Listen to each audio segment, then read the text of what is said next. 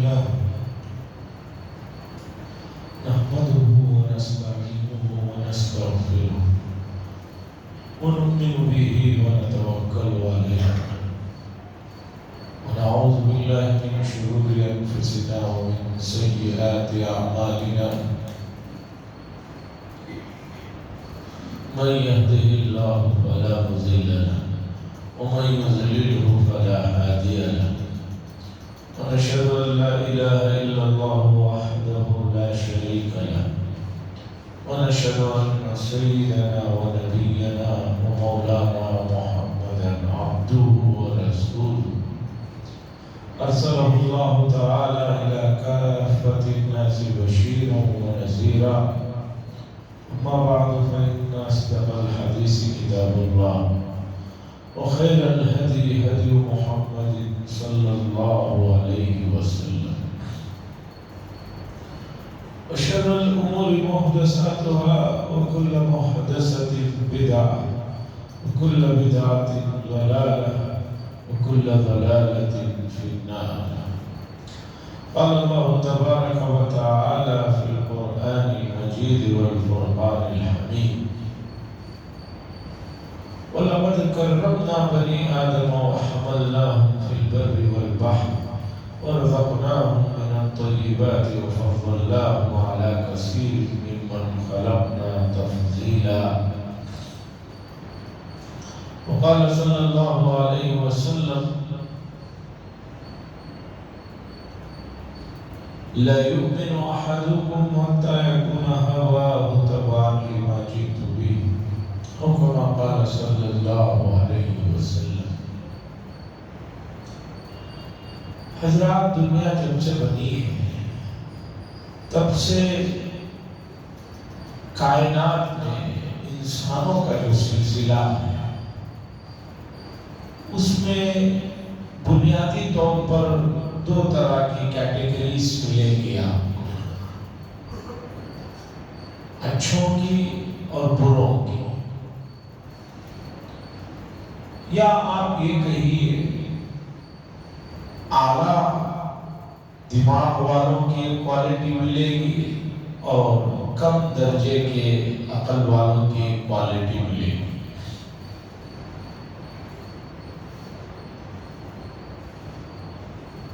اب اعلیٰ قسم کی کوالٹی کے لوگوں میں پھر دو قسم کے لوگ آپ کو ملیں گے۔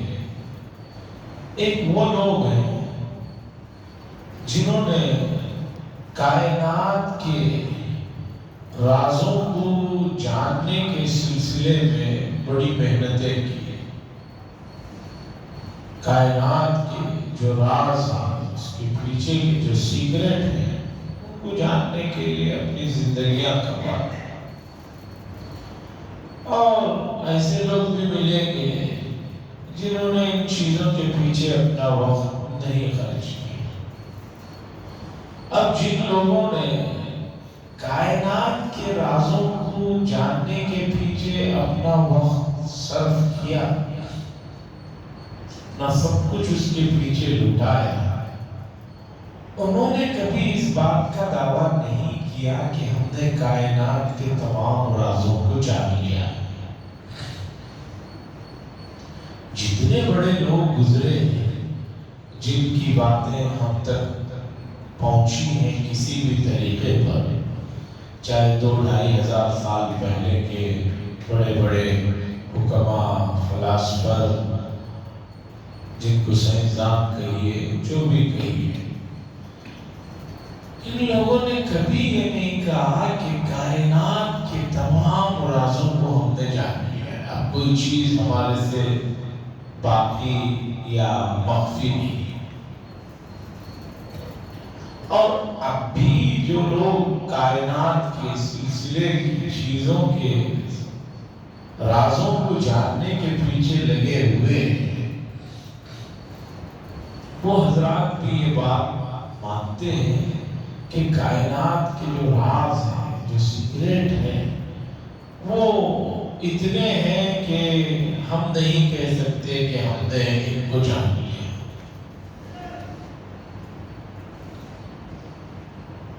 ایک موٹی مثال سے بات کو سمجھیے۔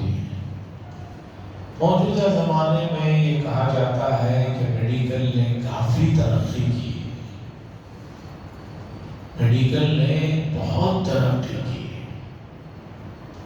لیکن میڈیکل کی ترقی کے دعوے کرنے والے خود اس بات کو مانتے ہیں کہ ابھی ایسی کئی بیماریاں ہیں جن کا راز، جن کے پیچھے کی اصل وجہ ہمیں جاننے کو ابھی تک نہیں ملی۔ بخار نارمل ہر انسان کو آتی ہے، چلے جاتی ہے۔ بخار کو کم کرنے کی دوائیاں تو بے شمار بنی ہوئی ہیں، لیکن بخار کے آنے کی اصل وجہ کیا ہے؟ کہ بخار ہی نہ آئے تاکہ وہ سگریٹ ہم جان لیں، اس سے پکڑ لیں۔ یہ سگریٹ کسی کو ابھی تک نہیں ملا۔ بخار آتی ہے، اس کے بعد اس کا علاج ہوتا ہے، لیکن بخار آنے کی یہ وجہ ہی ہے کہ آپ اسے پکڑ لیں تاکہ بخار ہی نہ آئے۔ ایسا کوئی فارمولا اب تک جو ہے نہیں، وہ میڈیکل والوں نے بتایا۔ اور عجیب بات ہے، نئی نئی بیماریوں کے نام بھی بڑے عجیب ہیں۔ ایک نئی بخار چلی ہے، وہ بخار جو ہے آدمی کے دماغ تک پہنچ جاتی ہے، جس کے بعد بہت آدمی کا لوٹ کر آنا مشکل ہو جاتا ہے۔ تو بتایا گیا مجھے کہ بھئی اس وائرس کا نام ہیپی وائرس ہے۔ بخار اوپر پہنچی ہے، آدمی کوما جیسی حالت میں پہنچ گیا ہے، اور نام اس کا ہیپی وائرس رکھے۔ اس میں کیا خوشی کی بات؟ بہت پہلے کی بات ہے، ایک ہسپتال میں ایک صاحب بیمار تھا، تو ان کو دیکھنے کے لیے ہمارے کرناٹک کے سابق امیر شبیر حضرت مولانا مفتی محمد اشرف علی صاحب سعودی باقوی قاسمی مرحوم دیکھنے کے لیے گئے۔ جا کر دیکھا، دیکھ کر نیچے آئے، ہمارے شہر جانا تھا، لے کر جانا تھا۔ نیچے آئے تو کار میں ایک اور حضرت بیٹھے تھے، انہوں نے پوچھا کیا ہوا؟ تو مفتی صاحب نے بتایا، میں نے ڈاکٹروں سے یہی پوچھا کہ ان کو کیا ہوا ہے؟ تو ڈاکٹروں نے مجھے بتایا ان کو سائیڈ ایفیکٹ ہو گئے ہیں۔ تو میں نے ڈاکٹروں سے بتایا سائیڈ ایفیکٹ نہیں ہوا ہے، پورا ہی ایفیکٹ ہوا ہے۔ تو یہ حال ہے۔ اب اتنی ترقی کے باوجود میڈیکل اس نتیجے پر نہیں پہنچ پائی ہے کہ ہم نے تمام بیماریوں کا جو ہے حل پکڑ لیا ہے۔ ایک بیماری کو ابھی کسی حد تک قابو میں نہیں لاتے، اور دو چار قسم کی نئی بیماریاں آ جاتی ہیں، اور اس پر ریسرچ کرتے کرتے 10 سال نکلتے ہیں، جب اسے پکڑتے ہیں اس سے ایک ایڈوانس بیماری نہیں آ جاتی ہے۔ تو پتا چلا کائنات کے تمام جو راز ہیں، ان رازوں کو کوئی ابھی تک قابو نہیں کر سکا۔ اب ایسے میں امت مسلمہ کی طرف آتا ہوں۔ امت مسلمہ اس وقت جس دور سے، جن حالات سے گزر رہی ہے، آپ دیکھیں گے تعلیمی میدان میں مجموعی طور پر جو پرفارم ہے امت مسلمہ کا، وہ اوسط بھی نہیں کہہ سکتے، میڈیم بھی نہیں کہہ سکتے، میڈیم سے بھی بہت نیچے ہے۔ اس کے بعد آپ اور دوسری لائنوں میں لے لیجئے، ٹیکنالوجی کی لائنوں میں لے لیجئے، ہو سکتے ہیں کہ چند سائنسدان ہوں گے، چند اس طرح کے لوگ ہوں گے، لیکن ایک مجموعہ جو نکالا جاتا ہے، اس پورے مجموعے میں امت مسلمہ مڈل میں بھی نہیں ہے، اس سے بہت نیچے ہے۔ اب یہ تو بھی دنیاوی لائن کی حالت کہ بھئی امت جو ہے مڈل میں بھی نہیں ہے، مڈل سے بھی درمیان سے بھی بہت نیچے ہے۔ اس سے اوپر اٹھانے کی بھی فکریں ہونی چاہیے اور کرنا چاہیے، چونکہ ہمیں یہ بتایا گیا ہے قرآن و حدیث میں، اللہ کی نظروں میں اس انسان کی بڑی قدر و قیمت ہے جو لوگوں کے فائدے کے لیے کوئی کام کرے۔ اب جو بھی لوگوں کے فائدے کے کام ہوں گے، ان کاموں کو کرنے والا یہ اچھا انسان کہلاتا ہے۔ تو اس لیے موجودہ زمانے میں جن چیزوں سے انسانوں کو فائدہ پہنچتا ہے، اس کا سیکھنا اور اس کے ذریعے سے ان کو فائدہ پہنچانا انسانوں کی ذمہ داری ہے، اور اس میں امت مسلمہ کو پہلے نمبر پر آنا چاہیے۔ دوسرا مسئلہ،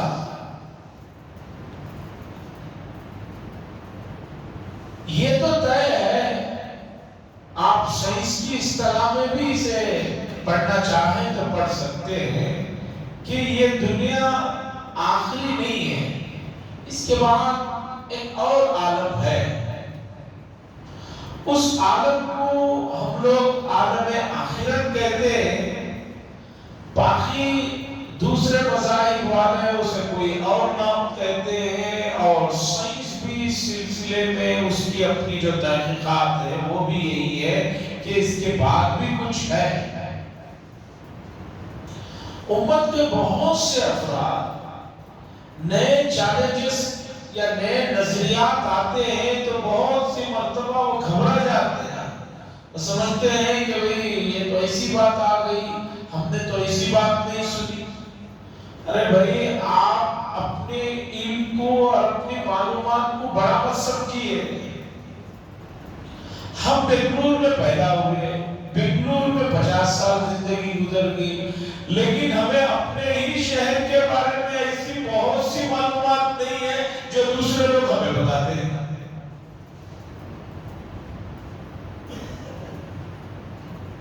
آپ کے ہاں یہ چیز ہے؟ میں نے کہا مجھے معلوم ہی نہیں۔ تو جب ایک آدمی زندگی، بلکہ آدھی زندگی 50 سال کوئی کم لائف نہیں ہوتی، اس نے زندگی گزار دی، اسے اپنے شہر اور اپنے محلے میں ہی ایسی چیزوں کا علم نہیں ہے جس کا علم دنیا کے دوسرے کونے کے لوگوں کو ہے۔ تقریباً 10 سال پہلے کی بات ہے، آدمی کو خاص طور پر ڈھلتی عمر میں جب پیٹھ کے حصے میں درد شروع ہوتا ہے تو اس کے علاج کے بہت سے طریقے، دوائیوں کے ہیں، دوسرے ہیں، تیسرے ہیں۔ ایک طریقہ ہے وہ چائنا کا ایجاد کردہ طریقہ ہے، وہ سوئیوں کے ذریعے سے مخصوص جسم کے حصے میں سوئیوں کو جو ہے چھپایا جاتا ہے اور اس کے ذریعے سے اس کا علاج کیا جاتا ہے۔ تو اس کے بارے میں بڑی تعریف سنی تو لوگوں نے کہا کہ بھئی وہ آپ کے شہر میں بھی ہے، آپ اس وہاں لے جا کر علاج کرائیے۔ پھر جب میں نے اس سے تلاش کیا کہ بھئی وہ کہاں ہے، تو آپ یقین مانیے کہ حیرانی کی انتہا نہیں رہی کہ بالکل یہ ہمارے عیدگاہ سے تھوڑا سامنے جا کر جو ہے قدر علی سرکل سے پہلے اس کا ہیڈ کوارٹر ہے۔ تقریباً ادھر سے گزرنے کا اتفاق ہوتا ہے۔ مولانا سید ابو الحسن علی حسینی صاحب قدس سرہ نے لکھا کہ ایک آدمی ایک جگہ سے روزانہ گزرتا ہے، لیکن روزانہ گزرنے کی وجہ سے اس کی ویلیو نہ ہونے کی وجہ سے وہ بہت سی چیزوں کو نظر انداز کرتا ہے، گزر جاتا ہے۔ کتنے ہم میں سے دوست احباب ایسے ہیں جو روزانہ بنگلور میں ویدھان سبھا کے پاس سے گزرتے ہیں، وہ جو ہائی کورٹ کے پاس سے گزرتے ہیں، کبھی نظر اٹھا کر بھی نہیں دیکھتے، سیدھا راستہ پکڑتے ہیں، آ جاتے ہیں۔ لیکن اسی چیز کو دیکھنے کے لیے پتہ چلتا ہے کہ لوگ آ رہے ہیں کہ بڑی خوبصورت عمارت ہے، بہت خوبصورت علاقہ ہے۔ تو اسی طریقے پر قرآن و حدیث میں ایسے بنیادی اور اہم اشارے موجود ہیں کہ جسے امت کا وہ طبقہ جسے اللہ نے بہت بڑا مقام عطا فرمایا کہ جو ہے اس قرآن کا جو ہے پڑھنے والوں میں سے بنایا، آدمی ان بنیادی اور بڑے اشاروں کو پڑھتا ہے، آگے گزر جاتا ہے، اسے معلوم ہی نہیں ہے کہ بھئی اس کے اندر کیا کیا باتیں ہیں۔ اب ضرورت اس بات کی ہے کہ جب میں اور آپ یہ بات مانتے ہیں کہ دنیا کے بڑے بڑے فلاسفر اور بڑے بڑے لوگ اپنی زندگیوں کو کھپا دیا اور انہوں نے کائنات کے رازوں کو مکمل جاننے کا کوئی نہ دعویٰ کیا اور نہ ایسا ممکن ہے۔ ہر دوسرے دن نئی تحقیق آتی رہتی ہے۔ تو اب انسان کس بات کا مکلف ہے؟ انسان کو کیا اللہ نے دنیا میں اس لیے بھیجا ہے کہ وہ کائنات کے تمام رازوں کو جاننے کے پیچھے اپنی عمر لگا دے، اپنا سب کچھ خرچ کر دے، یا کوئی دوسرے کام کے لیے بھیجا ہے؟ یہ توجہ کی بات ہے۔ بھئی جو چیز آپ پوری زندگی لگانے کے بعد بھی اس کے رازوں کو یا اس کی پہنچ تک نہیں پہنچ سکتے، تو اللہ تعالیٰ تو ایسے ہے نہیں کہ کائنات کے تمام انسانوں کو کسی ایسے کام میں لگا دے کہ جس تک پہنچنا ان کے بس میں ہی نہ ہو۔ ظاہر سی بات ہے ایک عام آدمی بھی ایسا نہیں سوچ سکتا کہ وہ جسے بڑا مانتا ہے وہ بیوقوفوں والوں کے کاموں میں مجھے لگا ہے۔ آپ نے ملٹری میں دیکھا ہوگا، ملٹریوں کے جو زون ہوتے ہیں، کنٹونمنٹ زون ہوتے ہیں، وہاں پر صبح ہوتے ہی فوجیوں کو کہا جاتا ہے بھئی یہ اتنی مٹی ہے اسے اٹھاؤ یہاں ڈالو، پھر کچھ فوجیوں کو لا کر لگایا جاتا ہے اس مٹی کو یہاں سے اٹھاؤ یہاں ڈالو، یہ کچھ اینٹیں ہیں اسے اٹھاؤ یہاں سے اٹھاؤ وہاں رکھو، وہاں سے اٹھاؤ یہاں رکھو۔ ہم 80s میں جب پڑھتے تھے تو کنٹونمنٹ زون میں ہی رہتے تھے، تو وہاں تک اس طرح کا ماحول نہیں تھا، ملٹری کی گراؤنڈوں میں نارمل لوگ آتے تھے جاتے تھے، ہم لوگ کھیلتے بھی تھے وہاں۔ اب بغیر وہاں کے اس کے اندر داخل نہیں ہو سکتے، اب ماحول کافی یہ ہو گیا۔ تو ہم لوگ بچپن میں یہی سوچتے کہ یہ بڑے بیوقوف لوگ ہیں، یہ 20 آدمی اٹھا کر مٹی کو ادھر ڈالیں، اب 1 گھنٹے کے بعد دوسرے 20 نئے آدمی مٹی کو اٹھا کر ادھر ڈال رہے ہیں، پھر کل صبح جا کر دیکھو یہ لوگ اٹھا کر وہاں ڈال رہے ہیں، وہ اٹھا کر یہاں ڈال رہے ہیں۔ یہ کیا ہے؟ یہ تو فالتو کام ہے، تو یا تو یہاں رہنے دو یا وہاں رہنے دو، کبھی ادھر سے ادھر ادھر سے ادھر۔ لیکن بعد میں پتا چلا کہ نہیں وہ فالتو کام نہیں ہے، بیکار کام نہیں ہے، میری سمجھ میں ہم لوگوں کی نہیں آ رہا تھا اس لیے ہمیں بیکار لگ رہا تھا، وہ دراصل ورزش ہے، ان کے جسم کو مضبوط کرنے کے لیے وہ طریقہ ہے، جسم کو جو ہے بنائے رکھنے کے لیے، جسم کی پھرتی کو برقرار رکھنے کے لیے، ان کے جسم سے پسینے کو نکالنے کے لیے وہ طریقہ کار ہے جس میں جو ہے ان کو لگایا جاتا ہے۔ تو عمر کے ساتھ ساتھ مسائل سمجھ میں آتے رہے کہ بھئی ایسا ہے کہ ہم نے جس چیز کو جو ہے غیر ضروری سمجھا تھا وہ بہت ضروری چیز ہے صحت کے لیے۔ ایک زمانے تک ہم یہی سمجھتے تھے کہ بچے جو رو رہے ہیں، چھوٹے بچے نہ روئیں تو بہت بہتر ہے، نہیں رونا چاہیے۔ بچوں کے بہت بڑے ڈاکٹر سے ملاقات ہوئی، اس نے بتایا کہ آپ تو مذہبی تعلیم کو جانتے ہیں، آپ کو معلوم ہونا چاہیے اللہ نے یہ ایسا راز بنایا ہے کہ بچہ جتنا روتا ہے، چیخیں لگاتا ہے، وہ کوئی بیکار چیز نہیں ہے، بلکہ یہ چیز اس کے جسموں کے لیے، اس کی جو ہے باڈی کے لیے طاقت کی چیز ہے، نشو و نما بڑھانے کی چیز چیزیں اللہ نے اس کے جو ہے پھیپھڑوں کو کھولنے کے لیے، اس کی سانس کو بڑھانے کے لیے یہ طریقہ مشق رکھا ہے۔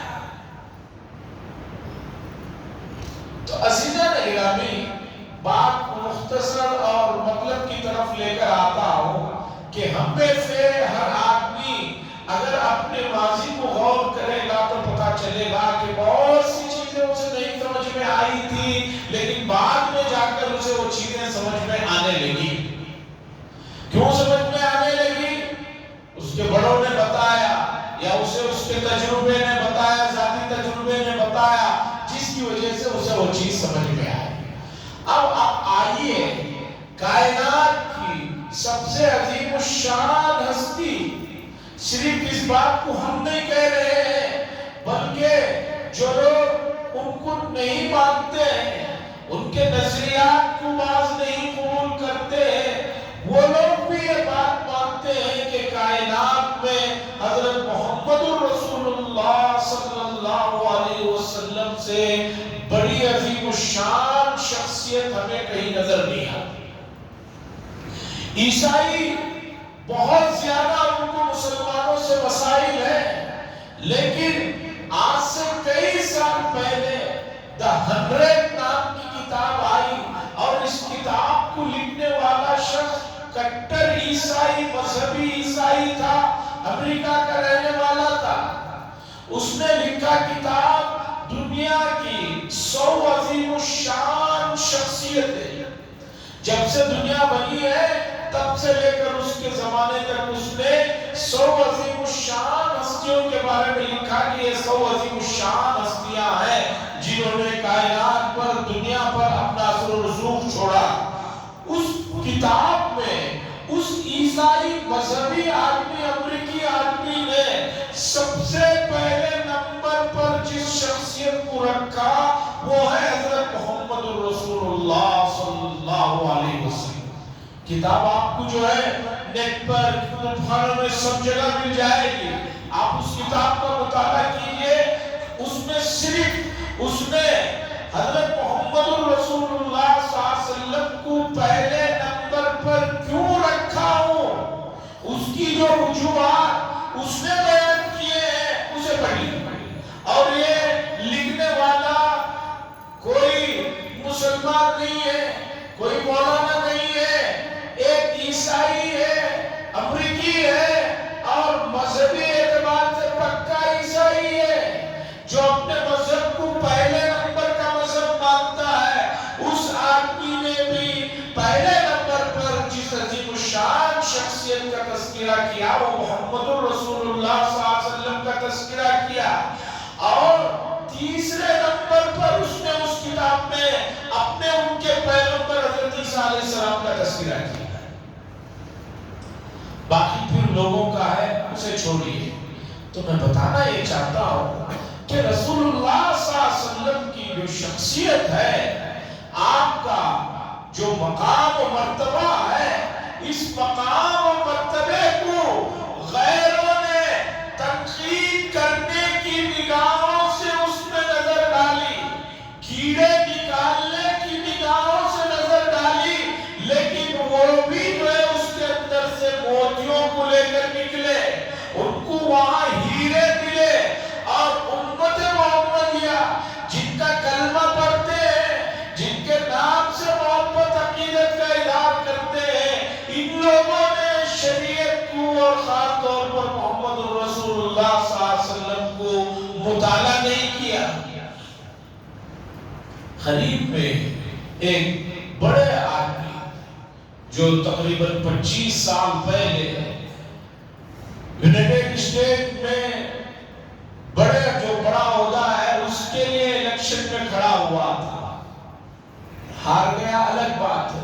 اس نے کتاب لکھی کہ ماحولیات پر، دنیا کا جو ماحولیات ہے اس کی فضاؤں کی حفاظت کے لیے ہمیں کیا کرنا چاہیے۔ آج دنیا میں ماحول اور موسم کو بچانے کے لیے ہر سال دنیا بھر کے لوگ جمع ہوتے ہیں، بلینوں کروڑوں روپے خرچ کیا جا رہا ہے کہ انسان کو تازی آب و ہوا ملے، اور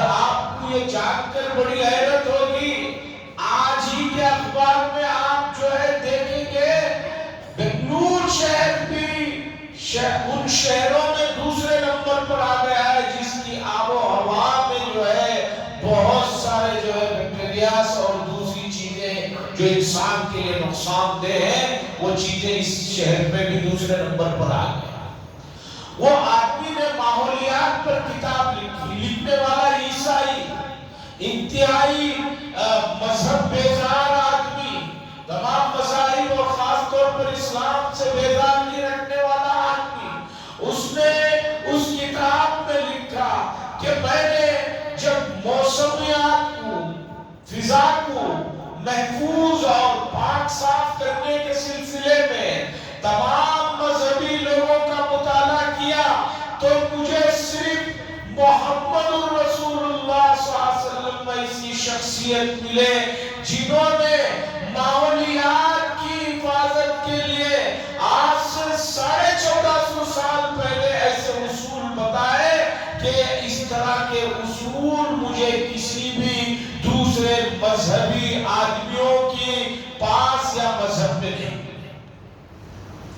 مثال کے طور پر رسول اللہ صلی اللہ علیہ وسلم نے فرمایا لوگوں جو آدمی ایک درخت لگاتا ہے اور اسے پروان چڑھاتا ہے، اس درخت سے جتنے لوگ اس کے سائے سے فائدہ اٹھاتے ہیں، اگر پھلدار درخت ہے تو جتنے لوگ اس سے پھل کھائیں گے اتنا اس آدمی کے نام اعمال میں ثواب لکھا جاتا ہے۔ رسول اللہ صلی اللہ علیہ وسلم نے صحابہ کو جنگی مہمات پر جب روانہ کیا تو حضور صلی اللہ علیہ وسلم نے فرمایا کسی بھی درخت کو، پھلدار درخت کو، سائیدار درخت کو دشمنوں کے جو بھی علاقے میں ہے نہ اسے کاٹا جائے گا نہ اسے جلایا جائے گا۔ جنگی مہمات کے موقع پر بھی اس کی تاکید۔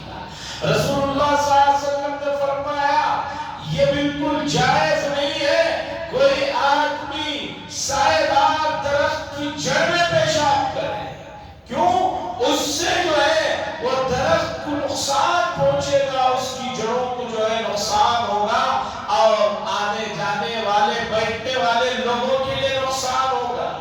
تو اس آدمی نے جو مذہبی سے بیزار آدمی تھا اس نے اس بات کا اعتراف کیا کہ سوائے محمد رسول اللہ صلی اللہ علیہ وسلم کے کسی بھی مذہبی لوگوں کے یہاں مجھے ماحولیات سے متعلق اس طرح کی چیزیں نہیں ملی۔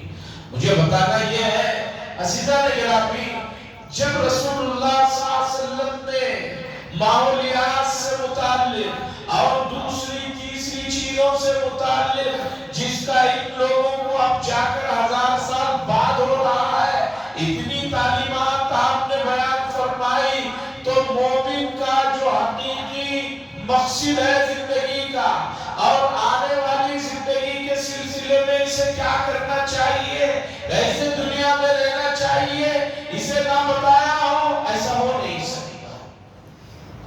آپ اللہ کے دربار میں جائیں گے آپ سے یہ سوال نہیں ہوگا کہ کائنات کے کتنے رازوں کو تم نے جانا یا نہیں جانا، تو کیوں نہیں جانا، لیکن یہ سوال ضرور ہوگا کہ جو چیز ہمیں پسند تھی، ہم جسے چاہتے تھے، تم نے اس چیز پر کتنا عمل کیا۔ مسند امام احمد بن حنبل میں روایت ہے ایک صاحب نے آ کر رسول اللہ صلی اللہ علیہ وسلم سے کہا یا رسول اللہ صلی اللہ علیہ وسلم، ایک خاتون ہے بڑا نماز روزہ دین کی بڑی پابند ہے لیکن پڑوسیوں کو اس سے بڑی تکلیف ہے، پڑوسیوں کو بڑی تکلیف دیتی ہے اس کی زبان سے، اس کے دوسرے حرکات سے۔ تو حضور صلی اللہ علیہ وسلم نے فرمایا ہی فی النار، وہ جہنم کو جائے گی۔ انہی صاحب نے عرض کیا اے رسول اللہ صلی اللہ علیہ وسلم، میرے محلے میں ایک اور خاتون ہے جو اتنی نمازیں نہیں پڑھتی ہے، روزے بھی اتنا نہیں، قرآن کی تلاوت بھی اتنا نہیں کرتی ہے، لیکن وہ پڑوسیوں کو تکلیف نہیں پہنچاتی، پڑوسی اس سے مطمئن ہے، خوش ہے۔ تو حضور صلی اللہ علیہ وسلم نے فرمایا کہ وہ جنت میں جائے گا۔ عزیزان گرامی، یہ روایت بتا رہی ہے کہ امت مسلمہ کو معاملات کی دنیا میں بہت سدھار کی ضرورت ہے۔ آج پڑوسی سے پڑوسی پریشان ہیں. پڑوسی سے کیوں پریشان ہے؟ اس لیے پریشان ہے کہ وہ پاکی صفائی کا اہتمام نہیں کرتے. اسی طریقے پر سونے اٹھنے جاگنے بیٹھنے کی جو ٹائمنگ ہے اس کا پاس و لحاظ نہیں کرتے. ایک آدمی کا جو سونے کا وقت ہے اس وقت میں لوگ جاگ رہے ہوتے ہیں اور جاگنے کے وقت میں سو رہے ہوتے ہیں. امت مسلمہ کا نوجوان، امت مسلمہ کے جو ہے باشعور لوگوں کو اس مسئلے کی طرف بہت توجہ دینے کی ضرورت ہے. راتوں میں 2-2-3-3 بجے تک، اب شہروں تک نہیں، وبا گاؤں دیہاتوں تک پہنچ گئی ہے کہ بھئی رات میں 2-2-3-3 بجے تک جو ہے چوراہوں پر، سڑکوں پر، دکانوں کے پاس، دوسری جگہ پوری رات جو ہے گزار رہے ہیں اور یہ اپنی زندگی کے سب سے قیمتی لمحات کو برباد کر رہے ہیں. صحت کے برباد ہونے کے لیے جو وجوہات میڈیکل لکھتی ہے وہ یہی ہے کہ سونے کے اصل وقت میں نہ سونا اور جاگنے کے وقت میں سونا انسان کی صحت کے لیے نقصان دہ چیز ہے. عزیزان گرامی، نشہ بڑھتا جا رہا ہے اور نشے کی جو صورتیں پہلے بڑی بدترین اور بھیانک سمجھی جاتی تھی، آج وہ تمام صورتیں اور تمام شکلیں جو ہے امت کے اندر رائج ہوتی جا رہی ہیں. پہلے کوئی آدمی 40-50 سال کی عمر میں نشہ کرنے لگتا تو بھی لوگ تعجب کرتے تھے، پھر کہتے تھے چھوڑو بھی اس کی تو عمر ہو ہی گئی ہے، کرتا ہے تو کرنے دو. آج مسلم محلوں کی حالت جو ہے یہ ہو گئی ہے کہ جو ہے بالکل 15 سال اور اس سے بھی کم عمر کے بچے جو ہے نشے کے عادی بنتے جا رہے ہیں. اور یہ چیز آنے والے وقتوں میں صرف ان کے بچوں کے لیے نہیں، ان بچوں کے ساتھ ان کے ماں باپ کے لیے، اس خاندان کے لیے، اس پورے معاشرے کے لیے اور پوری امت کے لیے نقصان دہ چیز ہے. حضور نے فرمایا امت ایک دوسرے کا آپس میں تعلق ایسا ہے جیسے پورا ایک جسم ہے. یہ حصے کو کانٹا چبھے تو بدن کا پورا حصہ متاثر ہوتا ہے. تو اسی طرح جو ہے یہ مسئلہ ہے، اس کی طرف توجہ دینے کی ضرورت ہے. کائنات کے جو راز ہیں وہ بہت ہے، ان رازوں کو آپ سمجھیں گے تو آپ تب بھی یہی کہہ اٹھیں گے کہ اس کائنات کو بنانے والی ذات کا کوئی تو مقصد ہے. اس مقصد کو ہمیں سمجھنے کی ضرورت ہے اور وہ مقصد ہے اللہ اور اس کے رسول کی فرما برداری اور ان کے احکامات کو بجا لانا ہے. اللہ سے دعا فرمائے اللہ تبارک و تعالی امت مسلمہ کو اپنی زندگی کا جو حقیقی مقصد ہے جس سے اللہ اور اس کے رسول راضی ہوتے ہیں اسے اپنانے کی توفیق نصیب فرمائے. وآخر دعوانا الحمدللہ رب العالمین.